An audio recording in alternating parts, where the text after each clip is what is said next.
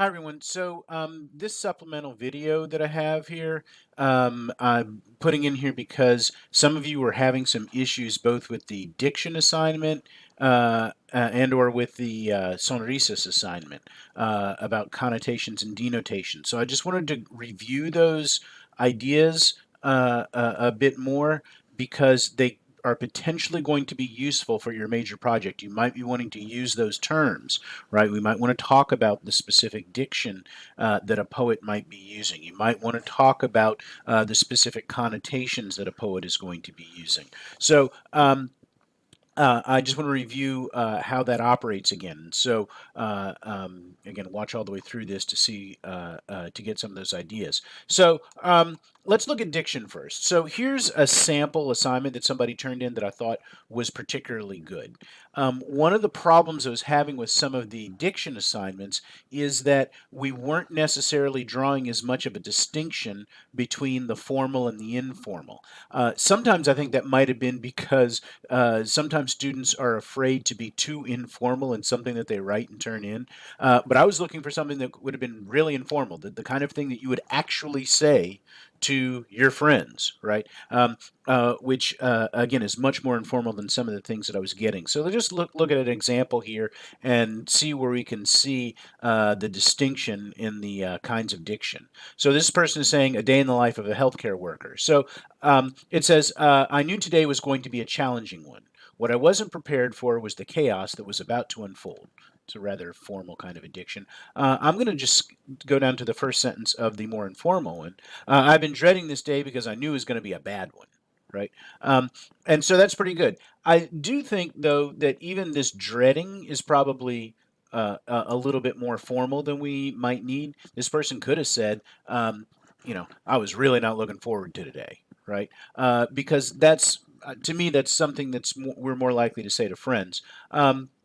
But the idea that the chaos that was about to unfold versus it was going to be a bad one, and in fact we could have even said gonna be a bad one, right? Because that is what it sounds like. And so again, if we're going to, if you're writing a text to somebody, that's the kind of thing that you might do. So we could have gone even farther in terms of making this more informal. But I think that this person did a pretty good job with that. Let's look at the next sentence. I have only been working here for 7 months, and everything I knew was about to change. Let's see what it says down here. I've been here for less than a year, and they're already switching things up. I really like that, right? This difference between everything I knew was about to change, very formal, right? Versus something like they are already switching things up. Again, a very different kind of addiction there, very different kinds of language there that really gives a sense that this is going to be informal. We have been training for this very moment, yet I seem to be the only one that's prepared, right? Versus I'm trying to understand how we all receive the same training, but I'm the only person who knows how to get work done, right? You know, I'm the only one that seems prepared. Again, that seems very measured, very controlled, right? I'm the only one who knows how to get things work done. I particularly like the next sentence.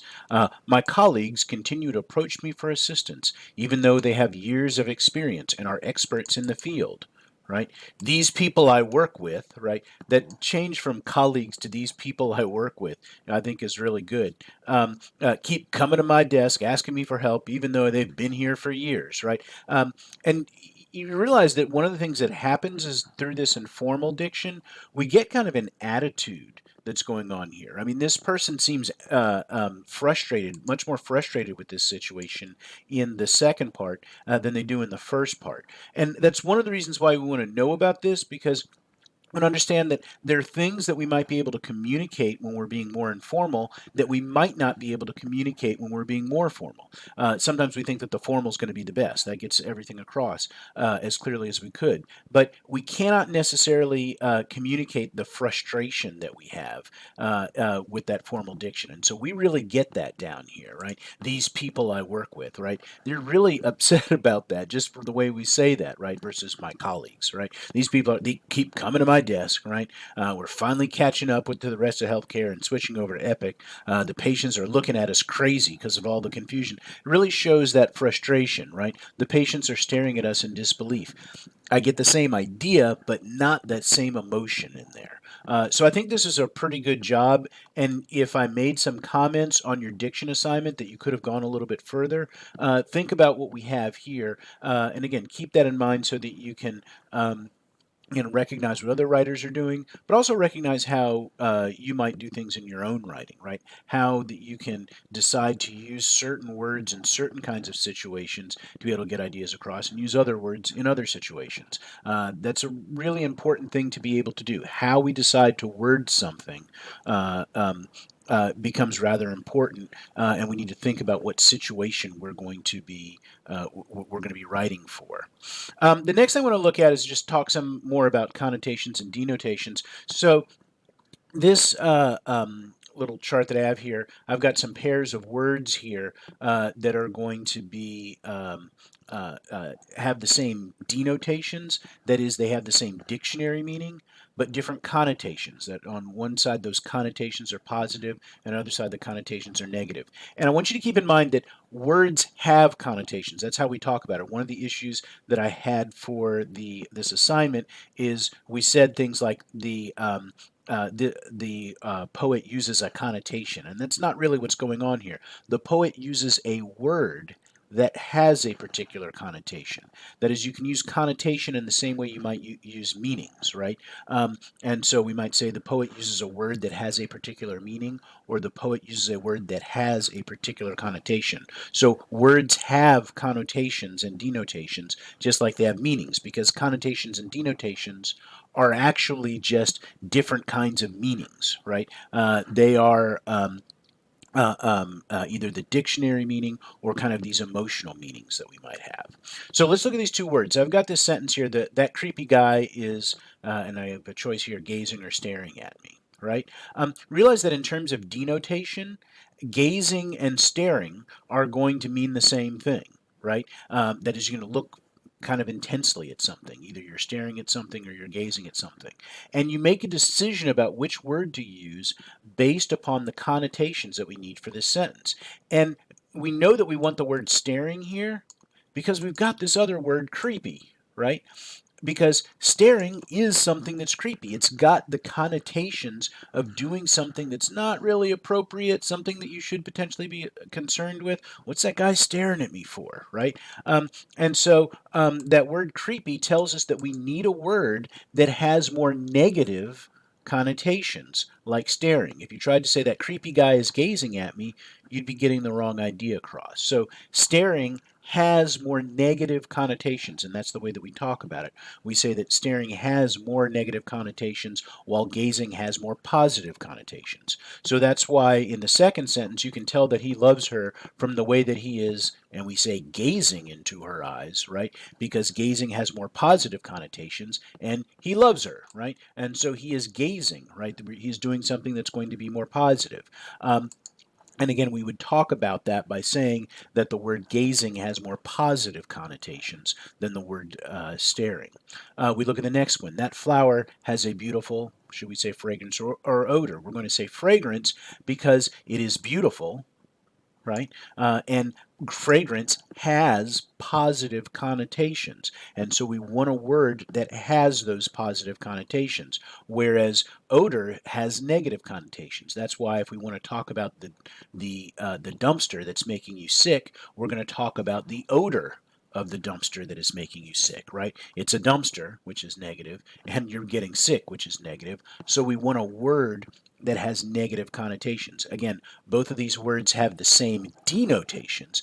They both mean that something that you can smell, a strong smell usually, but they have different connotations. One has positive connotations, the other has negative connotations. The next one, I'm worried he might be sick because he's been looking a little slim or skinny. Realize that skinny has more negative connotations. We know that because you can say things like, oh man, he's looking a little skinny, I'm worried, right? You wouldn't say, oh man, he's looking a little slim, I'm worried. It doesn't make any sense to say you're worried about somebody being slim, right? Because slim has positive connotations, whereas sick has negative. I mean, skinny has negative connotations. So once we put the word sick in there, we know that we want to use a word like skinny, which has more negative connotations. Similarly, if we want to say he's been a lot healthier since he went on the diet and is much slimmer, right? If he's healthy, that's positive, and so we want something like slimmer, which is going to be positive. I'm going to politely demand or request. Well, if you're going to do it politely, politely is positive, so we want a word with positive connotations, which is request, right? I'm going to demand a raise, and if I don't get it, I'm going to curse him out. Well, that's a pretty negative thing to do, and so you want to use a word that has negative connotations there. So all that we need to keep in mind. I want you to look then the last thing at a sample sonoresis assignment. So it says here in Sonoresis, Pat Mora uses the words beige and careful to help communicate how we're supposed to feel about the Americans. When the poet uses the word beige, it paints an image of a plain person. For example, she says quick beige smiles that seldom sneak into their eyes. This shows that their smiles are boring, just as the color beige is. Right now, this person didn't use the word connotations, but they could have. They and should have said that the word beige has connotations of being boring, right? It's just a color, and so on some level, a color can't necessarily be boring, but the beige carries those connotations. It has those kind of negative connotations, and that's why we want to choose this color that has those negative connotations. When the poet uses the word careful, she implies that the women are very structured, right? They aren't being careful to avoid actual danger, but they always follow procedures so they don't make mistakes. And so that careful suggests that being kind of cautious. Then we look at the next one.